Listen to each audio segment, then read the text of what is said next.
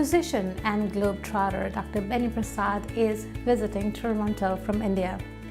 He has traveled every country in the world in record time.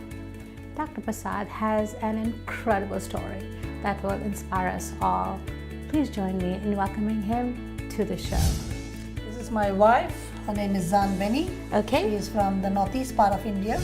Well, I grew up in a family with great achievements. My father being an aerospace scientist, I was expected to become like him, being the firstborn.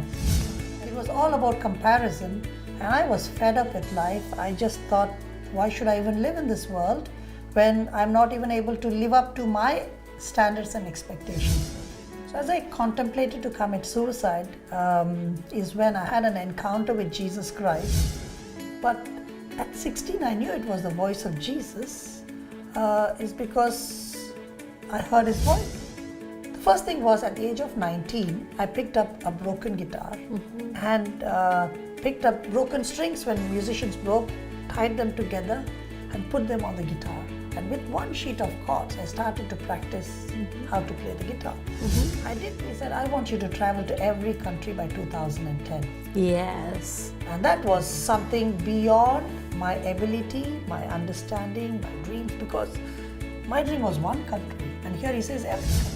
And truly, by 2010, 22nd of November, I arrived in my last country at the time, Pakistan, and I broke the world record and became the fastest man in the world to travel to every country, both sovereign and dependent, in the shortest time. That was 245 nations, including Antarctica, in 6 years, 6 months and 22 days.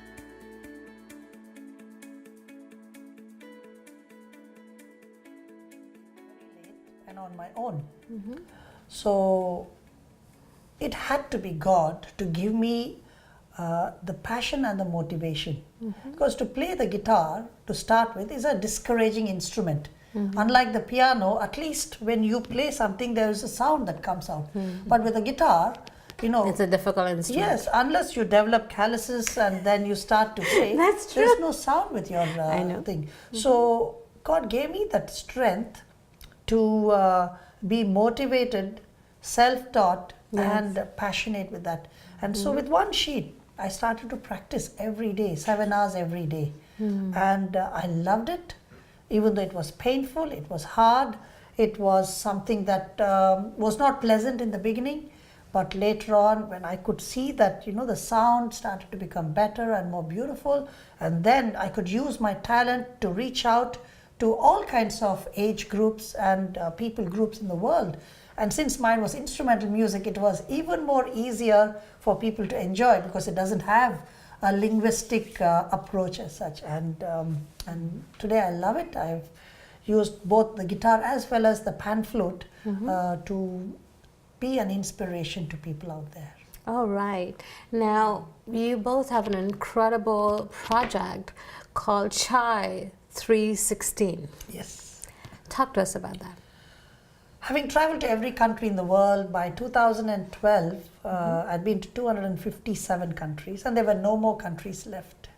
So I went back to Jesus, who was the one who gave me the idea to travel. So I always go back to the source. Yeah. No?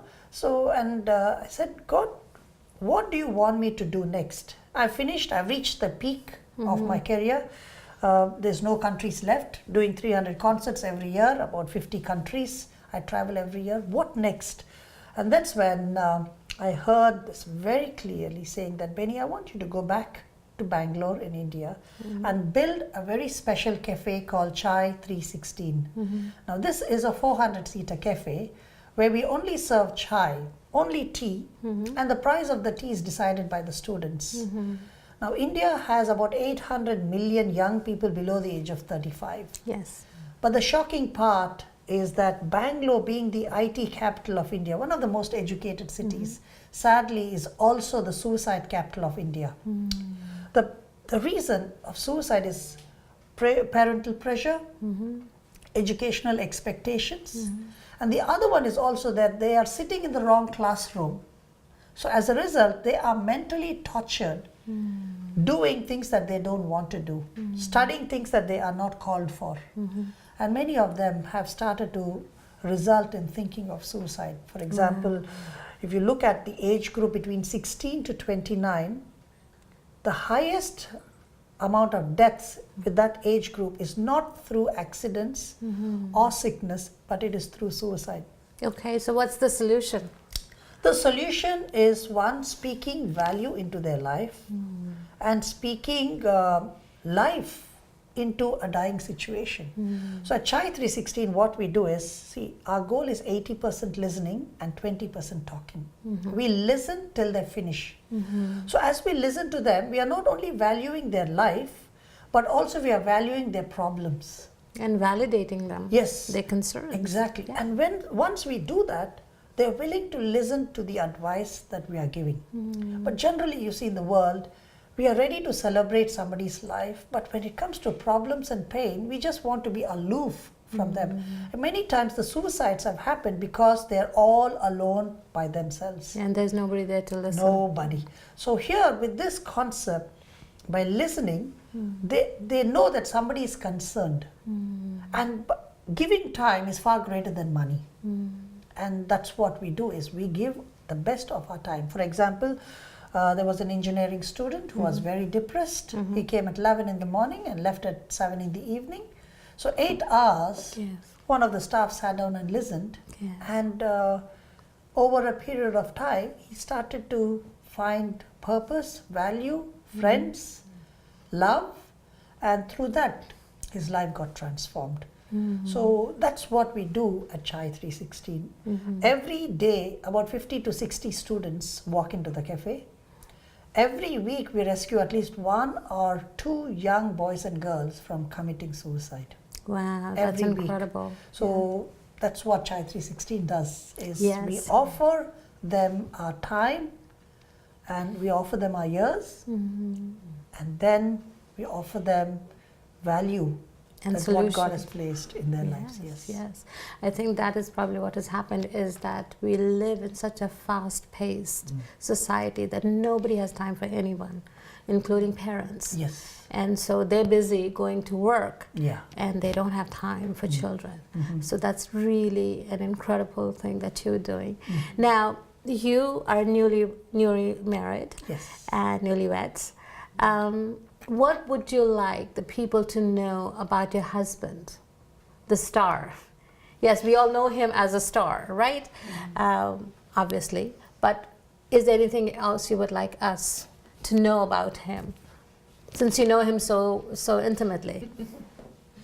Well, over this year, what I had known about him is he's a man of word, and he's very straightforward in what he believes. And then I would say he is a very God-fearing and loving, of course, loving husband. So I think the list will just go on, but this is something that I want to highlight. All right. Okay. Now, there are lots of people who are watching our program. They watch us, everywhere in Ontario and parts of Quebec as well. And it's possible that there's somebody who's watching this program and thinking, I also want to make a contribution. I also want to do something, but I have no talent. I have no resources. I don't have any mentors. I don't have anybody who can guide me. What would you like to tell them? I believe that everyone created on this planet Earth has been given one gift or the other. It's just that we need to discover what God has given us. The problem with today's world is we are so busy finding out what others have and then craving for what they have rather than what we have already been blessed with. And so the first thing I would say is sit down and think. Even if you have a good listening ear, if you're a patient listener, that is an amazing gift, because how many people can sit down and listen? There are people who can't listen for more than 5 minutes. So that's a gift that God has given. So like that, just sit down and try to find out what is the gift that God has given. Might be a nice smile to someone. If you go and sit today, people frown a lot. So there's different ways of looking at that. 2 is, once you have discovered the gift and the talent that God has given you, Two is try to find out how can you use it. Now, as long as you don't put money into the picture, you know that you can be useful. But if you're going to define your gift based on how much money you're going to make, then you will be disappointed for sure. But I have used my talent as a musician not to measure myself about how many YouTube hits I've received or how much of money have I made, but it's all about how many lives have been touched, inspired, motivated, transformed. And that is how I measure my gift, is how much can I be a blessing to somebody else rather than how much money do I make. Once you don't allow money to be part of the gift that you have been given, you will be surprised that how you can use your talent, your giftings, your callings to bring life into somebody else's life. All right, so there you go. This is a really good advice for anyone who's wondering, can I make a positive contribution? There are many ways. It doesn't have to be all grandiose when you start. Just look within and see the talents that God has given you, and then seek His guidance. Yes. Right?